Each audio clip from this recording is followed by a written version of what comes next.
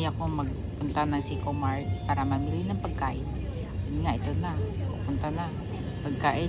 Pero doon dumaan sa ano guys, sa mga inumin. Yan ang nagugutom guys. Dumaan muna sa inumin bago sa foods. Ayan, silip-silip muna sa inumin. Baka may magustuhan o walang nagustuhan. O yung si Lola ko, namili na ng pagkain.